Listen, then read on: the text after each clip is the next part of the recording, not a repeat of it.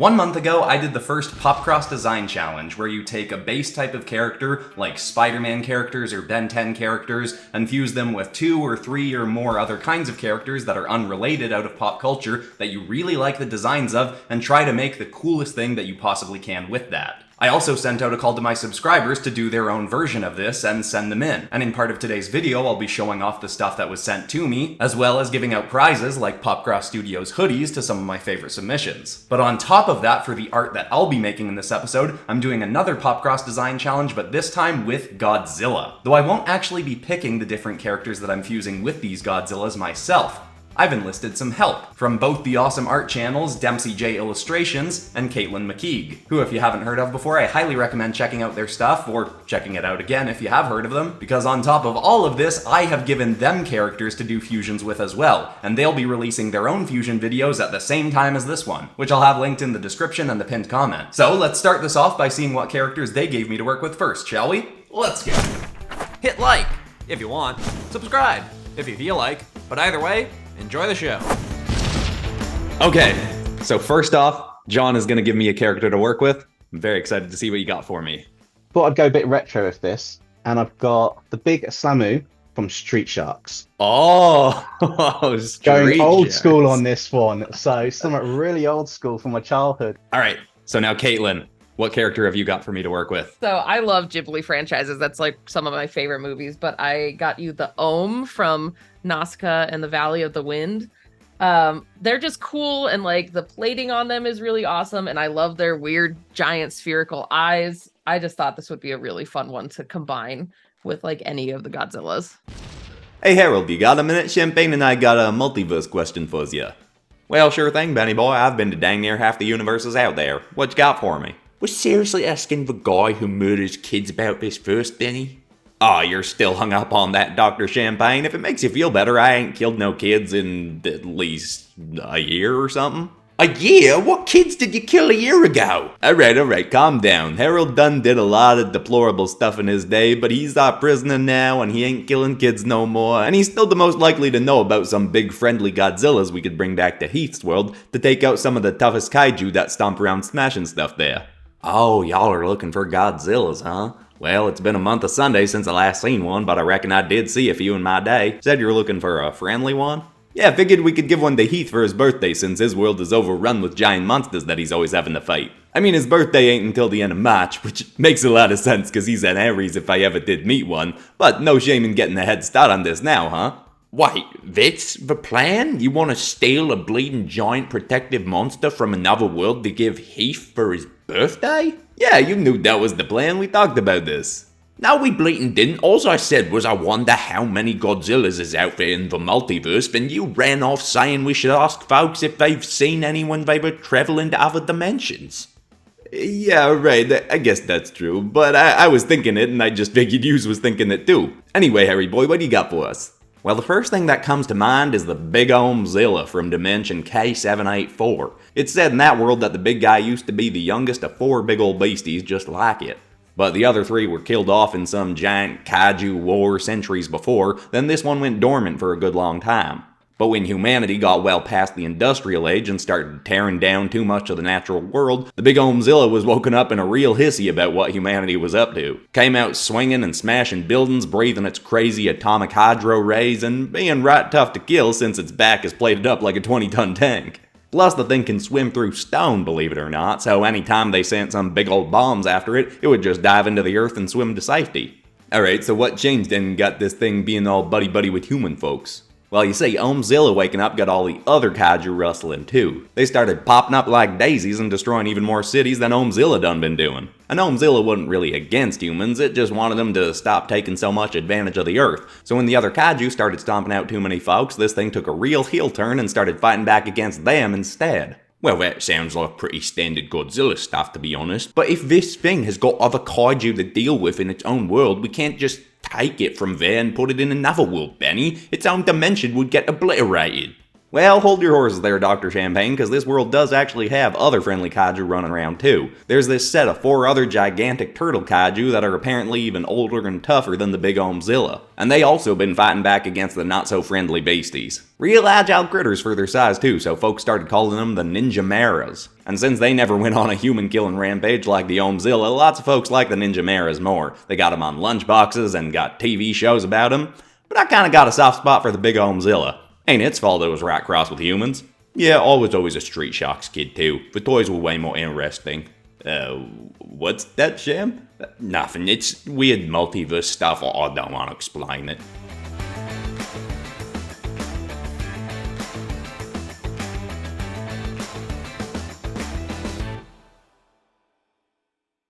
So this character is Aptom from the Guyver series, and this is his like final form from the comics. I think you quite like this character because he basically assimilates the abilities of other organisms as part of his like power, but he can regenerate from even like his hand or a single cell and make duplicates of himself. Oh. So in the comics, he kind of goes out with 3 versions of him and gets the DNA from all these type of creatures in Guyver, and then merges them back into one at the end. Okay. So he can constantly change his form. I actually pulled one from How to Train Your Dragon, which is the Skullcrusher. It has some really cool plating on it, as well as like a really diverse amount of colors. Like it's got these beautiful greens to reds. It kind of reminds me of like kind of like a beetle coloring. Got some cool horn shapes and just overall a really fun silhouette to play with. Alright, who we gonna ask? Oh, hey, yo, Tyron's here. Hey, Beast Summoner, you got a sec? Oh yeah, I'm pretty sure he said he's got some big dragons from his world that are kinda like Godzilla, but I don't think he said they was friendly. Yeah, maybe. Hey, real quick, I'll bet you $5 that he finds some way to work the word maw, like a big old mouth, into this conversation. What, you want... What? Hello, Mr. Sharp, Dr. McGreggor. Can I assist you with something? Yeah, kid, you know what a Godzilla is, right? Like how it's a creature from a bunch of movies in my world and Champagne's world, but in some other worlds there's real monsters? Yes, Kayla has shown me some of the films. I was alarmed at first to see that some of the legendary dragons from my own world are so similar to entertainment from other realms, but I was also able to understand how people could derive joy from watching the stories of these creatures unfold. Right, well, Champ and I is seeing if any of the folks in the group has come across more friendly monsters like Godzilla that could help with taking out not-so-friendly big monsters. You got stuff like that in your world, right? I do indeed have creatures in my world that resemble this Godzilla, though strangely enough, Kayla and I recently came across one in another world that we ventured to. I believe it was Dimension K146. I was assisting her in tracking a biomech that had been lost in that world, and in our time there we learned of a large protective creature that was somewhat biomechanical itself. The residents of the world called it the Omega Godcrusher. It was the child of a creature that was somewhat similar in appearance to the film version of Godzilla, though much leaner and with a more extended snout, and whose projectile breath was not nearly as powerful. Oh yeah, and where did it breathe that projectile breath from? Oh, well, from its mouth, as most creatures would. Dang it, so close. Anyway, this Godcrusher was the kid of a Godzilla?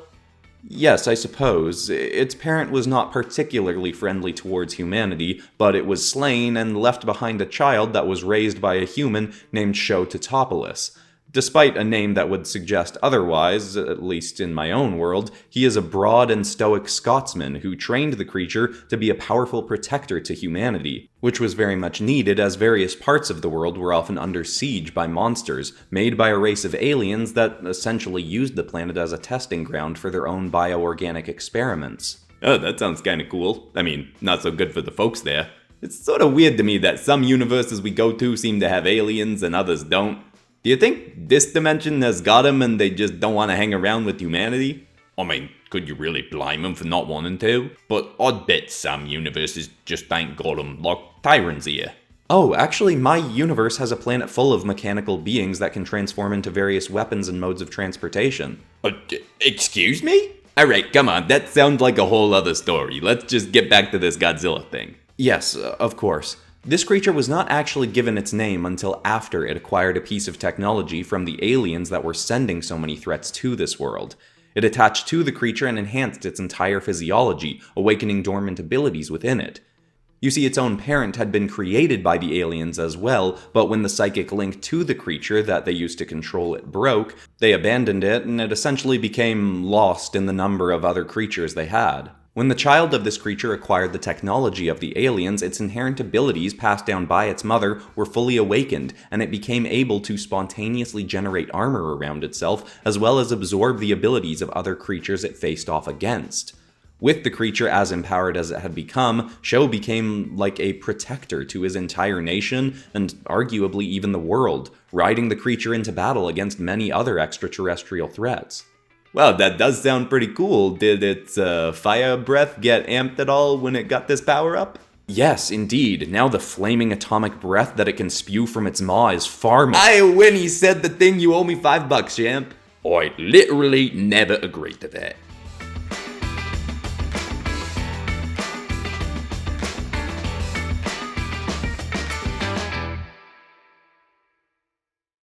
I now interrupt my own art and the banter that we've got going on in this episode so we can take a look at the awesome submissions that came in for this contest. There were lots more than your average community redraw episode. I would say there were about 430 submissions overall, and it was so tough trying to pick who's won. There were so many cool things that came in, and originally I started going through them trying to think of, okay, if I can clearly tell what the 3 characters are in this, then that'll help something get picked. Or 3 characters or more, that is. You could have more than 3 characters, it just had to be at least 3 characters fused together. And I thought that was a good idea originally so that I could try and see how creatively people blended their characters together and if I could make out distinct elements of each character. But for one thing, I mean, in the PopCross Design challenges that I've done, the Spider-Man one and my Ben 10 episode was kind of one, you can't always necessarily tell what characters I used from that just at a glance for one thing, so it's unfair for me to judge people based off that.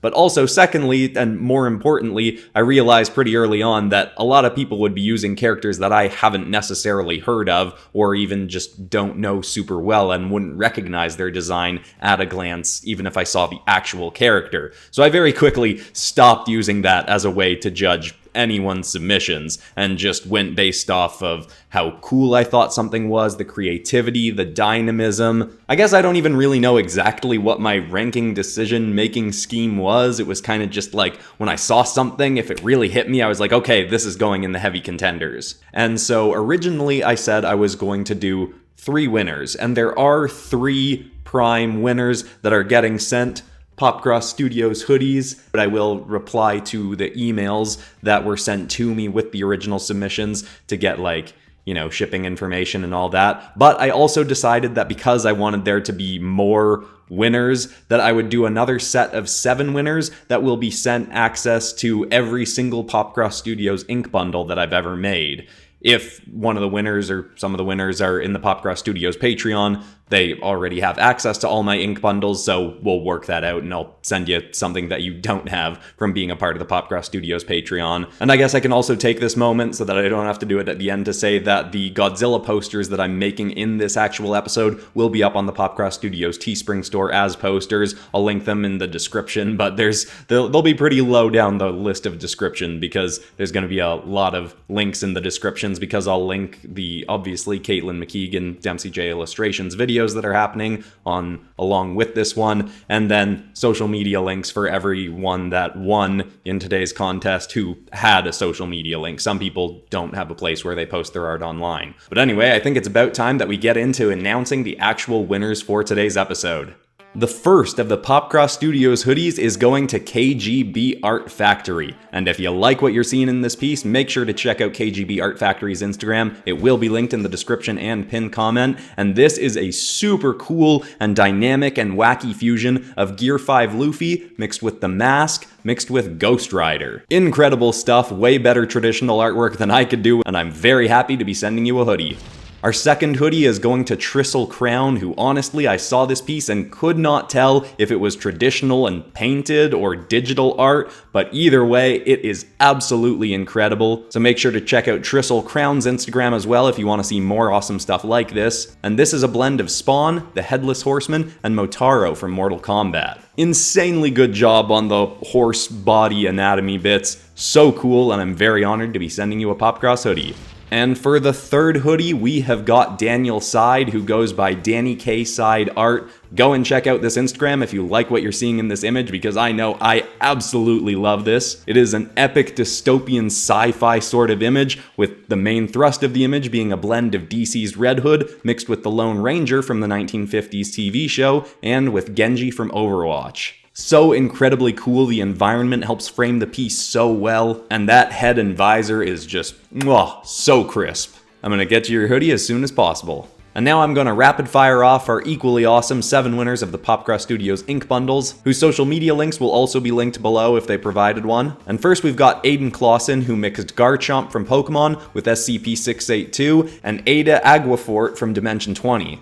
Then K Costantino with a mix of Lilo and Stitch with Persona 5 characters and Ben 10 characters as well. Then Nick Rabe with Nico from League of Legends mixed with Kipo Oak from Kipo and the Age of Wonder Beasts and Absol from Pokemon. Then Blestimat mixing Null, the Marvel symbiote, with Arthos from Warcraft, Horus from Warhammer 40k, and She-Spawn from Image Comics. Then Theo Crocs has this awesome space monster mixing Bill Cipher from Gravity Falls with Space Godzilla and SCP-5031, yet another murder monster. Next comes from Tobster1 and is a super cool blend of Springtrap from FNAF, the Ink Demon from Bendy and the Ink Machine, and Dr. Crankcase from Skylanders.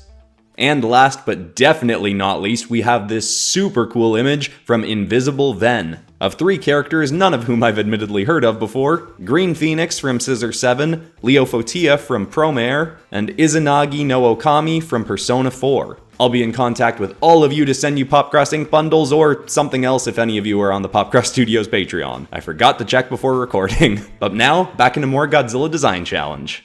Alright, now you got one more for me. What is it? So the next one I thought would be quite fun would be the 4th Angel from Evangelion.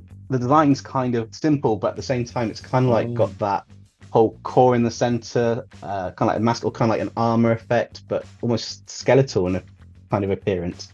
So I thought that'd be quite a fun one. So I went with one of my favorites from Monster Hunter, which is the Bazelguise or Bazeljuice, or there's so many online names. Beetlejuice? For it. Yeah, Beetlejuice. So this one, it's like a really awesome, like flying, like wyvern-like creature, and it's has these like, I guess I would call them like almost like grenades along its neck and tail that it drops on its enemies. They're just these little like killer pods that drop, but they're really cool when they like glow and light up. They're just the coolest little accessory on this character. Oh, Benny, there's Basilia. We could ask her about Godzilla's too. She's from the same world as Theron, though. Well, yeah, but she's done a bunch of jumping around the multiverse lately looking for magic or whatever she's up to. Maybe she's seen or heard of something. Yeah, alright, that's true. Hey, silly, get over here for a sec.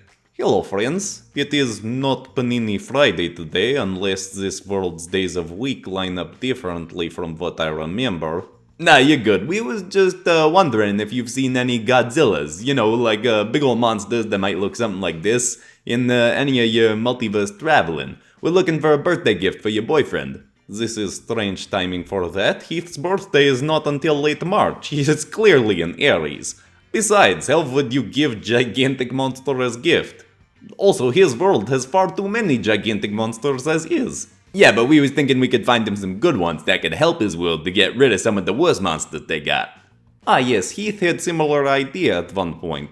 He and I went looking through other realms for such creatures, but stopped our search after finding many other worlds that had their own troubles with massive monstrous beasts. Did come across something like this Godzilla you speak of, but was certainly not friendly creature. Was gigantic, skull-headed beasts that looked somewhat similar to the monolithic Shin god from my own world. But this creature could not fly and had strange explosive orbs that emerged from neck and back of tail. It could hurl these off itself and they would explode on impact, causing massive destruction. Well, is there any chance the thing had some kind of heel turn and has become a good guy since then? Seems to me like that happens a lot with Godzillas. I suppose I cannot say for certain, but would be quite skeptical in this case. The creature was quite vicious, and last I heard of it, it was incapacitated by a monster hunter who rode gigantic humanoid being. that I believed to be armor vehicle creation, like some of the devices used by Heath's allies in his own world to fight monsters, though someone corrected us and stated that this big human thing was not technically mechanical armor, but was some kind of large being that could be piloted by a hunter. It still confuses me, but what can you do? Anyhow, battle with this Godzilla creature was grueling for the hunter, even with big suit, not suit thing. Along with the explosive orbs from neck and tail of creature, it could shoot condensed beam of purple flames from its mouth and even from its back. And also had strange spike in elbow that could grow out farther from arm, then could rapidly thrust back inside to propel its arm forward in near lethal strike. Also, its blood was highly toxic and did not smell very good. You specifically said he incapacitated the thing. Does that mean he didn't kill it? He did not, only managed to freeze creature with strange goo shot into its mouth, though it is believed that will be able to awaken again in the future if it is not maintained in frozen state, as its internal body temperature is constantly attempting to elevate and thaw it out so it can go on rampage once more.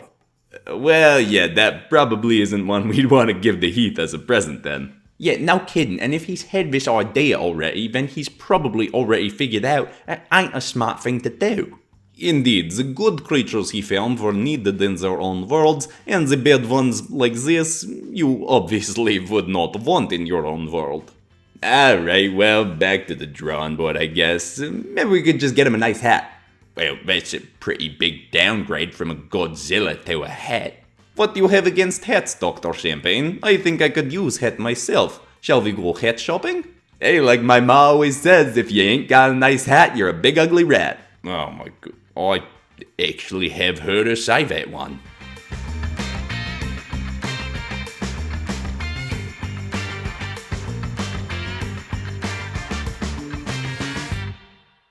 Now, of course, I highly recommend you go check out Katelyn McCaigue's video and DempseyJ Illustration's video if you haven't already. I'm, of course, heavily involved in both of those videos, giving them characters to work with, they give each other more characters to work with, and I give my reactions to their finished artwork in their videos as well. Both are linked in the pinned comment and the description, along, of course, with social media links to the people that won stuff in today's episode. Thank you again hugely to everyone who submitted to this contest. And it is likely that I'll do another one, so don't worry if you didn't win anything this time. Also, if you're new to my channel and you enjoyed this, you might like my Godzilla Monsters as Dragons episodes, or maybe my Spider-Man design challenge. But besides that, that's all for today, except of course for ending this video on some kind of positive or inspiring note, and the thought I want to leave people with today is actually just a massive thank you to everyone that's watched and supported this channel over the last 5 years, because 2 days from now is the 5th anniversary of me posting my first PopCross Studios video. Of course, back then the format of the channel is different and things have really evolved over the last 5 years, but this is my absolute dream job. I've been doing it full time for about 4 years now, and that would not be possible without all of you watching and